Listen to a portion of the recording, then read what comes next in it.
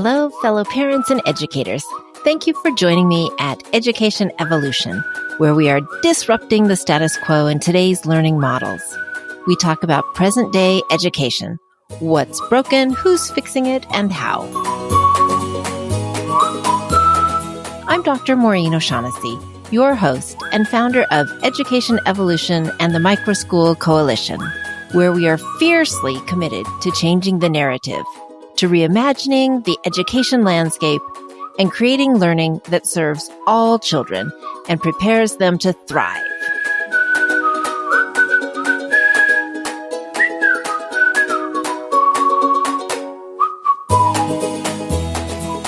If you are new, welcome to the podcast. Please subscribe on our website to get it delivered to your inbox weekly. If you've been around a while, have you left a review?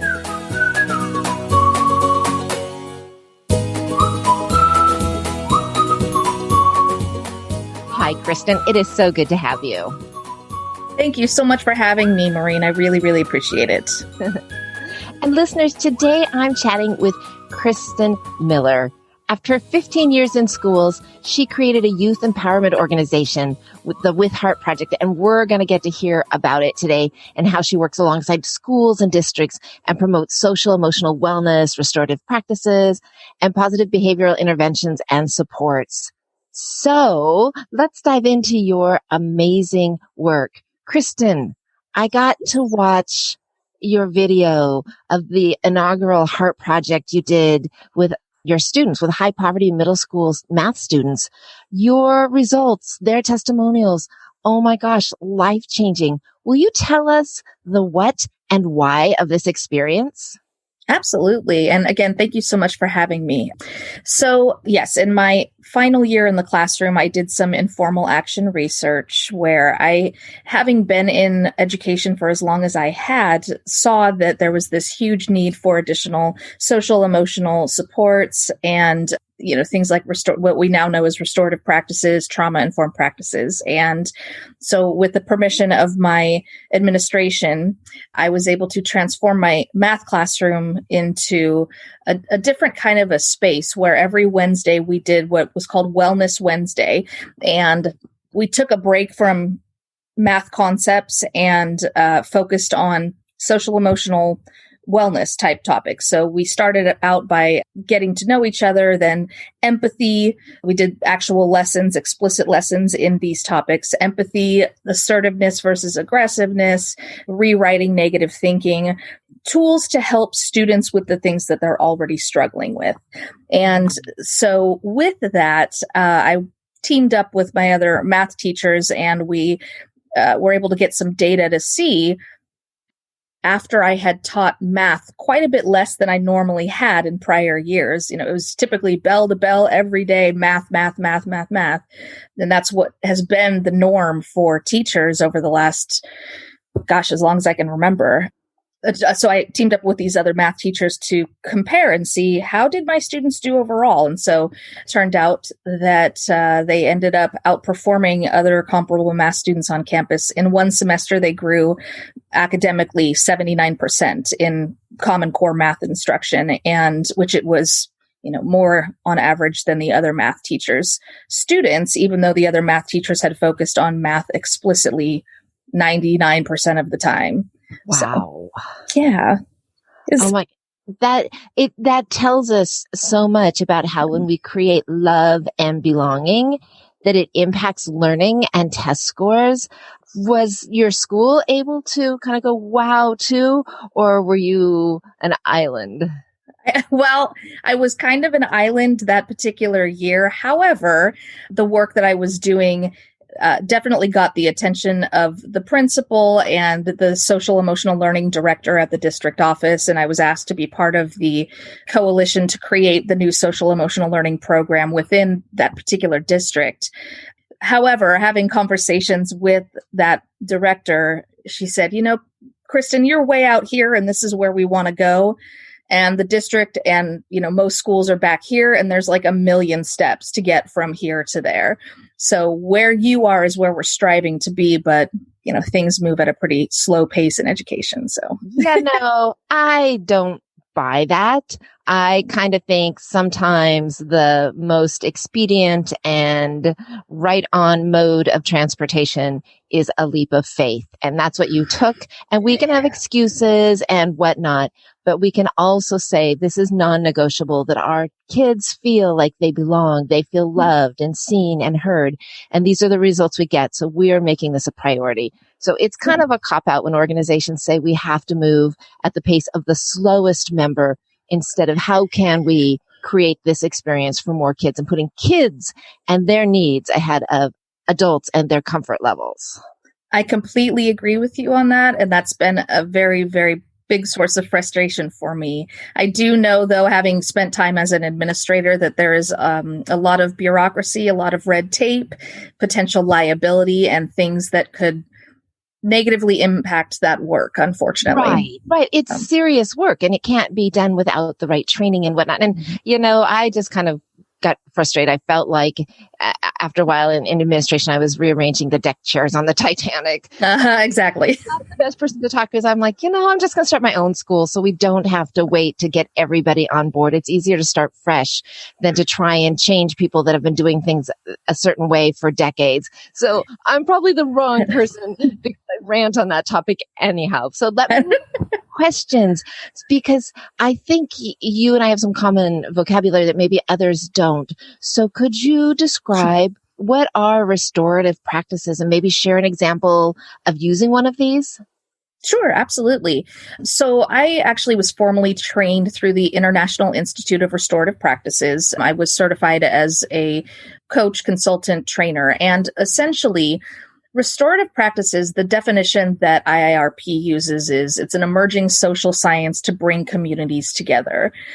It's essentially a shift in the way that we show up and interact with one another. And I tend to focus on it in the context of schools, clearly, but it's something that can be utilized in everybody's lives in general. One of the most impactful tools, there's a continuum of supports and tools that can be utilized school-wide, but one of the most impactful strategies is what we call formal restorative conferences or conflict resolution circles, where if there is a conflict or, I've used these in long-time bullying situations, there's essentially this process that we go through where we sit everybody down together in a group. It's a very formalized process. You have to be trained on facilitating this because it's a very, as we talked about early, delicate topic. But we go through and everybody has a chance to say from their perspective what happened with, whatever the most recent event was that brought us together, and talk about what kind of repair needs to be done to make sure that the victim of whatever the situation was feels okay moving forward. And then we come to a set of agreements to make sure that that same kind of incident doesn't happen moving forward. So when I was an administrator, I conducted more of these than I can count. But they're very time consuming, and that's part of why I think it's not utilized as much as it possibly could be. But the transformation that I experienced with my students, with families, with community, with the school through this process was just amazing. I mean, bullying that had been taking place for 2-3 years between the same set of students. After we did this conference, the bullying stopped. I had one student in particular who was struggling with her gender identity and felt that she needed to switch genders, and her parents were very much against it. And so I sat down, had a formal restorative conference with the student and her parents, and we ended up being able to come to a place of acceptance with her parents, and with the school and school district brought a reentry plan in, and she was able to change genders and be welcomed back into the community. And so, yeah, very, very powerful process. That's one example. There's a whole lot more. Yeah. And it's human to human. And in my ed leadership program, I remember we talked about transactional leadership, which is, okay, you did this, so here's your consequence. Here's the transaction. And what you're doing is transformational leadership, transforming the conversation, teaching new tools, creating solutions that tie back into that situation instead of, oh, you have a detention done, which doesn't heal or change anything. Exactly. That's exactly it. That's actually what I'm studying. I'm in a transformational leadership doctoral program right now. So, See, and that was in the 90s, but it's still important stuff. So that's awesome. Definitely. Yeah. So our micro school has a multi-tiered system of support based on PBIS. Can you tell us about PBIS and the importance of this lens to level the playing field and create equity?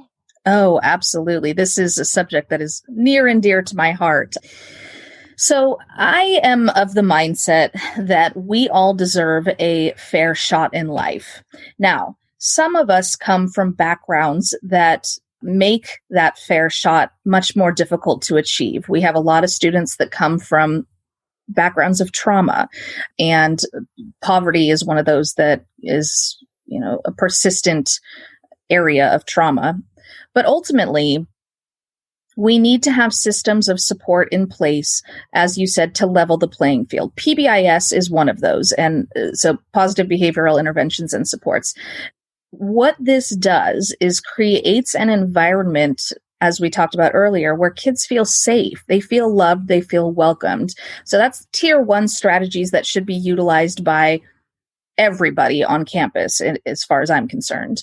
When you start getting into tier 2 and tier 3 with your students that are potentially at risk, that's when you bring in some other strategies. One of the most important strategies that I utilized in my last year in the classroom was a formalized check-in, check-out system with some at-risk students. And there's some data on my website that shows the difference in various academic indicators or wellness indicators, behavior, discipline infractions, attendance infractions, grade level GPA, and seeing the difference between when they were not involved in this formalized check-in, check-out process, where essentially what it is I was their teacher that they checked in and out with, and every day I would bring them this half sheet of paper that they would take with them to all their classes, and they would have a goal to meet a certain level of points. And if they met their goal within that week, there was a reward there. But they were essentially checking in with me at the beginning of the day and checking out with me at the end of every day. Again, an adult on campus that cared for them and had a genuine care for their well-being. It's another one where the results were amazing. Students' GPAs went up, and in many cases, their attendance infractions went down, behavior discipline infractions went down. So it just goes to show that, again, there's no substitute for having somebody, at least one person on campus that students know is there for them and care about them as human beings first and human doings second. And so that in itself is the power of programs like PBIS and do help level the playing field. Love that. And I know I've served as the lead on a lot of advanced ed cognia accreditation visits, and it's actually one of their criteria. Yeah. Does every student have at least one adult that knows that kid and that kid can turn to? That relational piece is non-negotiable. I love that you mentioned human beings first and then human doings. I think we forget, and when we treat them like widgets, the data shows, it shows when they're treated like humans that they get to blossom. And exactly. I love that you have data. I'm going to go back on your website because I want to review that data. That's so cool. And I'll put all of this in the show notes so people can see your video and see your website. This is great. Trauma. Yes. We've used that word a bit in this conversation. I know some people are familiar with ACEs, but I think some people think a trauma is like, oh, something bad happened. Maybe you got mugged and then you move on. Trauma and kids and long-term effects. What can you say about that? Oh my goodness. This is one that I think is probably the most transformational aspect of the work that I have done, and that I actually recently applied for a grant with ACEs Aware, which is an initiative in California, to create a program where all students are screened, beginning of the year paperwork, all students are screened through schools for ACEs. And then, when we can identify which students have really been struggling, the higher the ACE score, we have a set of interventions partnerships in the community that we can refer them to. We have a medical doctor, we have yoga, mindfulness studios, and mental health therapists. It's really, really important work. But ultimately, yes, there is, I think, some confusion about trauma and what it is. So ACEs stands for Adverse Childhood Experiences, and there has been an incredible amount of research that's been done. Dr. Bruce Perry is a neuroscientist, and that's where I was certified as a trauma-informed practitioner, his Child Trauma Academy. Dr. Nadine Burke-Harris, which is now the Surgeon General for the state of California. The two of them have done some really groundbreaking research that shows students or people in general who have been negatively affected by various life circumstances. Some of the ACEs that are out there are things like divorce or alcoholism, substance abuse. Trying to think. Theirs or family members. Exactly. Yes. Or a parent that's been incarcerated. These are things that create a traumatic environment for a child at home, to where their brain structure is literally changed in a negative way so that they are not able to learn. They're not able to absorb the academic material that we're expecting them to learn in schools. So in my opinion, in my professional opinion, we are really, really doing a huge disservice to our students, our communities, and ultimately the economy by not addressing this issue. But ultimately, yeah. So there are a set of interventions that exist within trauma-informed practices to essentially help bring kids who have been exposed to trauma back up to their developmental age. Because again, their growth gets stunted by these traumatic experiences.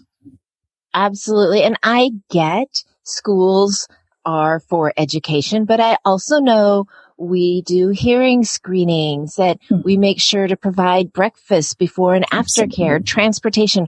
Over the decades, we keep adding more supports for students because we're that clearinghouse. In the summer, kids can go and get free lunches at school. So I get some people saying, we have English and math and science to teach. Come on, leave us alone. But schools, and maybe definitely doesn't have to be on the teachers, if agencies and like you said, if you can get grants written and even parents trained, whatever, if we really want to make sure our learners are succeeding, we have to look at them holistically, and we have to understand what ACEs do in terms of attendance, in terms of work completion, in terms of so many things. And we have to use tools to mitigate these disadvantages and traumas to help level the playing field. So kudos absolutely to you. And I hope, that our listeners will all be like, oh, that makes good sense. And that we can push together to have ACEs screening and to really get to treat these beautiful children as humans and with empathy for what they bring to school with them. Absolutely. I completely agree with you. Yeah. Okay, that's a lot of heavy stuff. So now I have a fun final question for you. Sure. Okay, so if you had a magic wand and could make some of the magic that happened with you and your 7th grade math students happen on a larger scale, what would you wish for?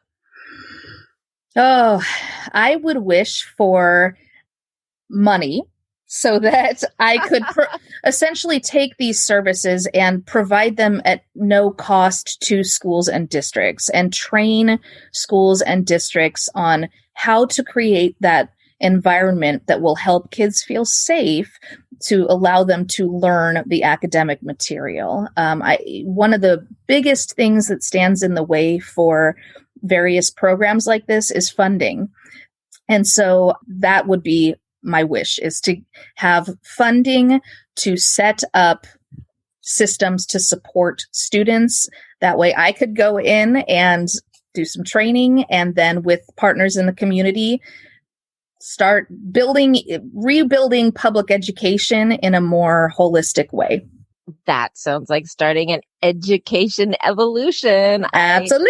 I love it. Yes. And, Kristen, I think that sometimes people think, oh, that soft skill stuff, wishy-washy, we don't really even know if it makes a difference. But you're showing with the data from your seventh graders that this can be data driven, that soft skills and human skills and addressing the whole child doesn't have to be something that you don't know if it's making a difference. You, in one semester, could measure the difference. So I think the people that are like, oh, that's woo-woo, that's fluff, I think you can say, no, I can come in and I can show you. Let's do some before and after. And we have data. And if you're not getting the results, then we don't have to continue, but you will be getting the results. So I don't want people to be dismissive just because it's not a math test or a science assignment that can have this formal grade, that it's not relevant and that it's not quantifiable. Absolutely. And that was a big push for me, it was a kind of a strategic move on my part. I said, I know how education works. I've been doing this a long time, and nobody will listen unless I have data to back up what I'm doing and that this is where we need to head. And so that was, a big push for me. And I'm so glad that I did. And the data itself has actually opened up a lot of opportunities to help bring this work into other schools. So, yeah. You are on fire, and pretty soon you're going to have a doctorate under your belt. I can't wait. I am totally having you come back. Oh, yay. Us, you're heading places, and we want to hear your journey. Oh, well, thank you so much. You have the work that you do is so inspiring to me, and I am right there with you. We need an education evolution. I did my master's thesis. Part of the presentation I did was education revolution. We need to rebuild what we have started and make things better moving forward. So yeah, and it has to keep evolving. Thank you.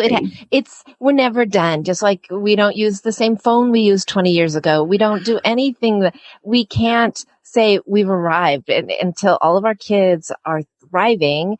And that's going to be a moving target. We have lots of work to do, don't we? Yes, we do. Yes, we do. Thank you so much for joining us today, Kristen. Thank you, Maureen. I appreciate it.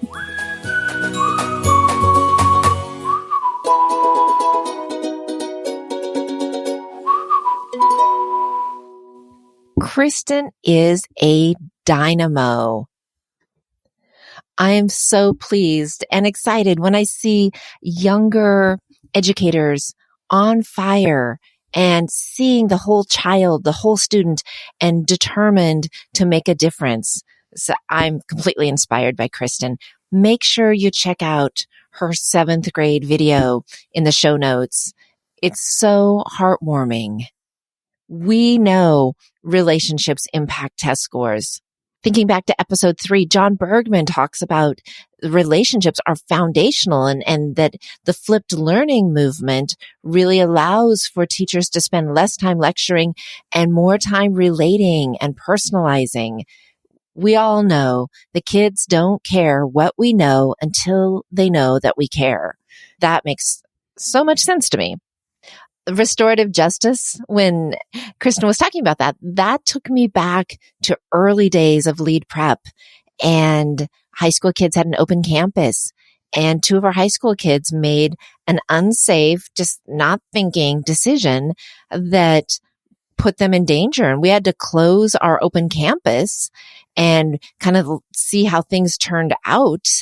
And we have conflict resolution restorative justice circles. And so these 2 high school kids were explaining the bad choice they'd made and why they wouldn't make it again. And they were just in the wrong place at the wrong time, but it was because they weren't thinking. And 6th and 7th graders were like, hey man, well, that's scary. And hey, don't do that again. Okay. And what would have been a consequence for doing something goofy off campus at lunchtime? There's not always a logical consequence, but owning up to what's going on with your community, sorting it out with your community, and making amends with your community. Restorative justice. It was so powerful. And all the kids felt a sense of completion when we were done with our restorative justice circle. So we don't necessarily need a penalty or a punishment when something goes wrong. There are a lot deeper ways, even though it takes more time, really valuable ways to restore the justice. And if you haven't thought of that in your own situations, definitely look up how you might be applying this. It works great in families, in schools, in workplaces, in marriages, all over the place. I also wanted just to go back to the PBIS. I know in episode 8, Julie Burgess-Dennis talked to us about the multi-tiered systems of supports, and she helped lead PrEP create theirs.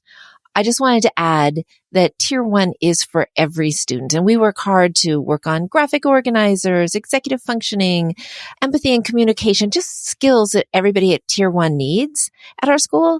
But I really liked how Kristen said Tier 1 is making sure that all students feel loved and safe. And I don't think we have that written into our model. It's definitely a priority. So I'm going to go back and check our model, because what's more important than all kids feeling loved and safe? And the topic of trauma, that was really heavy. And I will include Dr. Perry and Dr. Burke-Harris's work in the show notes. There's so much data that if a kid has been homeless or seen a parent assaulted or domestic violence or has gone without a meal, there's so much data that this could be making a difference. If this happened before a child was even school age, it could be impacting high school attendance years later. So for us to say we want to understand where kids are when they arrive so that we can really help them move forward instead of just open their heads and dump in that year's academic content. The idea of a screening and really knowing our kids and then having ways to add supports to help those kids that come in at a disadvantage, to me, that's equity. And that's inclusion, and that's acknowledging diversity. That's the DEI that we're not going to get with a nice guest speaker or reading a multicultural novel and discussing it. That's really making a commitment to know the kids that come to us and how to best serve them. So for Kristen to be writing a grant and working on that is very impressive and very important. What a wonderful, inspirational time today. So glad you joined me.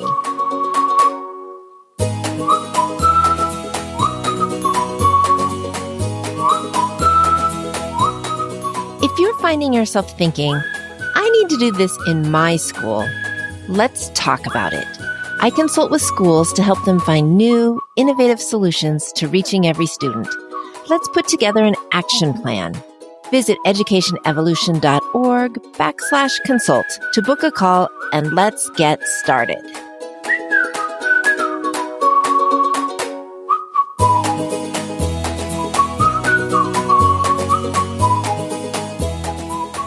Education Evolution listeners, you are the ones to ensure we create classrooms where each student is seen, heard, valued, and thriving. We need you. Let's go out and reach every student today. I'd be so grateful if you'd head over to your podcast app to give a great rating and review if you found this episode valuable. Don't wait. Please do it right now before you forget. I really appreciate it. Thank you for listening. Signing off, I am Maureen O'Shaughnessy, your partner in boldly reimagining education.